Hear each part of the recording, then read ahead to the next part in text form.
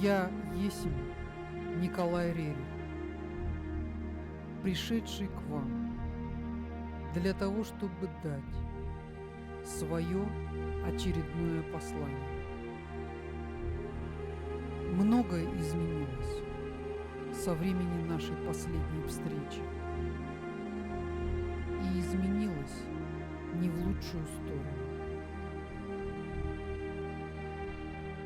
Как тяжело наблюдать за невознесенным человечеством со своего вознесенного состояния сознания. Как многих ошибок и неудач можно было бы избежать, если бы человечество прислушивалось хотя бы к 100-й доле того, что дается в наших диктовках и посланиях. Я порой непереносимо хочу спуститься в воплощение для того, чтобы исправить многие досадные промахи, которые ткут неизбежность самого худшего свойства в будущем. Я наблюдал, насколько это возможно, за развитием посланничества в России. Я наблюдал за реакцией людей России на наше послание. Я лелеял надежду на более легкий путь, который благодаря милости небес был открыт для России и всего мира. Возможность почти упущена. Я не знаю, что должно произойти, чтобы эта возможность вернулась и превратилась во многие и многие прекрасные годы на земле,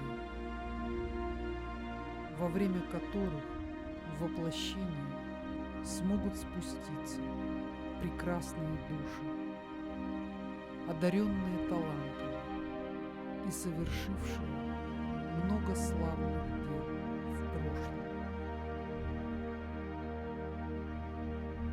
Когда мы ехали с посланием в Махату и с ларцом Святой Земли к руководству коммунистической России, мы ни на миг не сомневались, что наша миссия будет успешной. К нам прислушаются, и перед Россией откроется светлое будущее, возможное тогда, когда власть в России признает владык Шамбалы и их божественное руководство. Мы были уверены в победе и с этой радостью ехали в Россию. Большим ударом для меня было то, что нас не только не выслушали, но пытались арестовать. Горе правительству и народу, которые не принимают посланников владык. Тьма обуяла Россию на долгие и долгие годы. И по милости небес новая благая весть пришла в Россию. Новый посланник принес эту весть в 2005 году. Все начало меняться в России. Забрезжил рассвет, подул свежий ветер, сметающий пыль, и солнце осветило заплесневелые углы человеческого сознания. Так много было надежд. И все повторилось. Неудача следовала за неудачей. Сомнения и пересуды, суды и сплетни. Все это пресекло поток божественной возможности, и тьма вновь одержала верх над Россией. Очень жаль потраченных усилий. Очень жаль той энергии, которая поливала сорняки человеческого сознания вместо цветов божественного сознания. Содержание этой моей диктовки не очень радостно. Да и не может быть радости там, где мрак победил свет.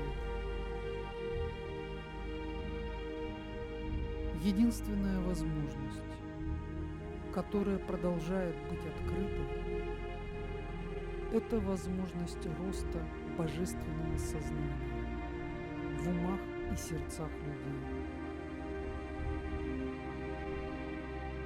Пожалуйста, несмотря на мрак, несмотря на какофонию и хаос, сумейте найти покой в вашем сердце.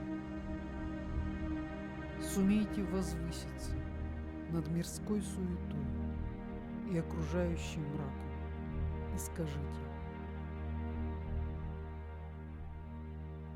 нет, я не остановлюсь.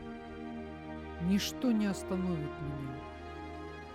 Я иду к Богу, и никакие трудности и неудачи мира не способны задержать меня.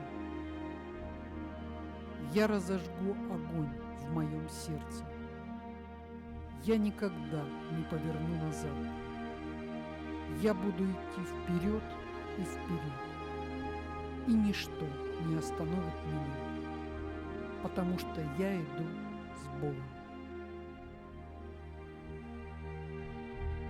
Многие преданные и искренние сердца находятся в воплощении,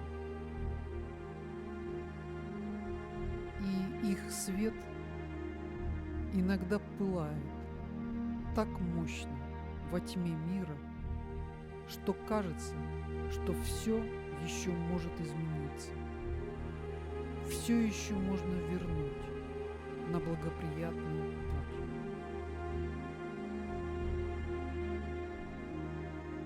Если бы эти разрозненные пламена можно было бы объединить в едином порыве и соткать холст, на котором можно было бы запечатлеть правильные и верные образцы будущего.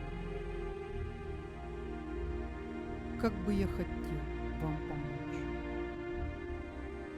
Когда я находился в воплощении, я писал свои картины для того, чтобы красота наполняла мир. Я был уверен, что когда очень много правильных образцов появится в мире, то их вибрации способны будут заглушить любые вибрации тьмы, смерти и хаоса. Я и сейчас уверен в этом. И я думаю, что пропаганда правильных образцов во всех сферах жизни способна вытянуть человечество из болота страхов, безделья, уныния и депрессии. Как много существует верных образцов во всех сферах искусства. Как много существует верных систем воспитания и образования. Достаточно иметь просвещенное руководство на государственном или даже местном уровне, чтобы эти правильные образцы нашли свое широкое применение. Не нужно потакать самым низким человеческим инстинктам. Тем самым мы создаем самое нежелательное будущее для наших потомков. Только светлые образцы, только красота должна занять первые места во всех средствах массовой информации, и особенно на телевидении и в интернете. Все еще можно исправить. Нужны подвижники духа, нужны творцы и созидатели. Я готов